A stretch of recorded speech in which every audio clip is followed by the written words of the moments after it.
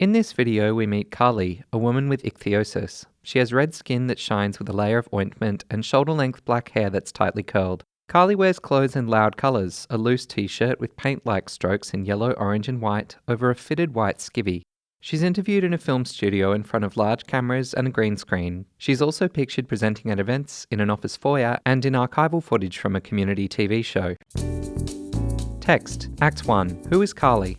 Hi, I'm Carly Findlay. I am a writer, speaker, appearance activist. I like art galleries, I like sewing, I like cheese, I like live music. I really like bright clothing, as you can see now, and I've kind of developed this friendship between a whole heap of people that also wear bright clothing by Australian brands, particularly. Photos show access to fashion spelled out in silver balloons. A diverse range of models show off clothes on a timber runway. Carly holds a mic in a flowing bright yellow frock with a floral print and a flame-coloured paper fascinator. Last year I ran Access to Fashion, which was a fashion event at Melbourne Fashion Week, and it featured 19 disabled models and me. A lot of the behind-the-scenes work was done by disabled people as well, and the interest was enormous. We sold out in 12 days, which was amazing. I work for Melbourne Fringe as an access and inclusion coordinator. I help artists get into programs that have removed barriers for them. I also help artists make their shows accessible, so directing them in ways that they can make their shows Auslan interpreted or audio described or relaxed performances. I also assist volunteers who want to be access champions, so want to assist audience members who are disabled or deaf, and I also help audience members who are disabled and deaf attend the festivals. My mum is South African and my dad is English, and I think for a long time I did not understand that skin colour doesn't necessarily equal culture. So my mum is black and my dad is white and I'm red, and I didn't think that I could be or I was a person of colour because I really linked my redness to my identity. Carly on a panel for the 2019 Melbourne Writers' Festival. The Australian government sees disabled people as burdens. They believe the cost of medical treatment and disability support outweighs the value that disabled people contribute to society. This is probably my 5th Melbourne Writers' Festival. I'm talking about family and my family being migrants and the current migration and disability awfulness that happens. They often deport migrants who are disabled and who have been born here. Even though they've been born here, they say that they're not citizens if their parents aren't citizens, and I feel like that was my family when I was younger. I ask our government to show compassion, to stop seeing disability as a financial burden and see disabled people as human. Have a heart and keep families in Australia together where they belong. Text, Act 2. People who look different. I was born with a rare severe skin condition called ichthyosis. There's about 25 types of ichthyosis with a scale of severity. Mine is on the more severe side.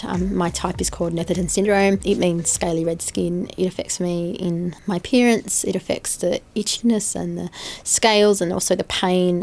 It's very susceptible to infection. My hair doesn't grow as well as other people's, but it is quite long at the moment. This would be probably the longest it's ever been in my life, which is amazing.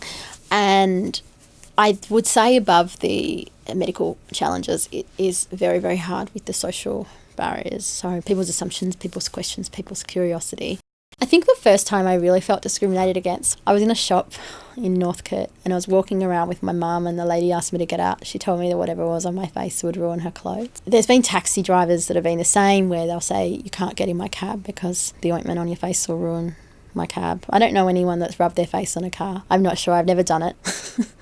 I had not met anyone with ichthyosis until I was in my mid-20s. The internet has just brought lots more people with ichthyosis into my life, and I've met heaps of them now overseas and in Australia. And in 2015 I organised the Ichthyosis Meet in Australia, which was the first of its kind, and we had 75 people come and 25 of those people had ichthyosis.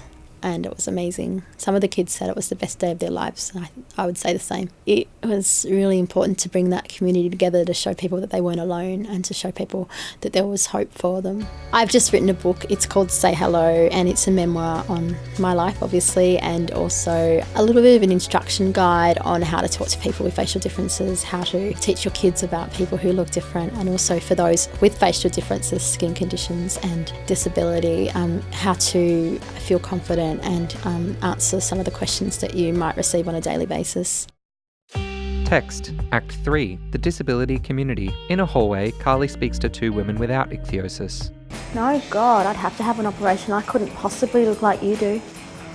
No Limits was a disability-led TV show on Channel 31. We would interview people, we'd also talk on a panel, and we also would do sketches and funny things. I think it really built my confidence in front of the camera and to think on my feet. That's when I met lots of other disabled people and definitely identified as part of the disability community. Overnight success takes, 10 years? For me, creating opportunities about myself is just working and saying yes to things. Screenshots from Carly's Facebook, Twitter and blog. Each shows follower counts in the tens of thousands. Self-marketing, I think, for me has come about because of social media. So it's been about building a social media profile. It's been about writing a blog every day for a good 3 years, and also about creating interesting content, sharing articles that people will relate to, putting that out for discussion, and also showing vulnerability as well. I think that's really important. I'm also editing Growing Up Disabled in Australia, which is an anthology of people who identify as disabled, chronically ill, deaf or mentally ill. That will be out, I think, in August 2020, and we're going to have about 30 people in the book. I'm really excited about how that's coming together. We've had over 300 submissions, so the appetite to be heard was certainly there. I also want to do my PhD in the power of representation on social media for people with skin conditions and facial differences. I also want to have a big sleep. It's the dream. Yeah. Yeah. Text, Do Your Thing. Text, Women with Disabilities Victoria. Empowering women.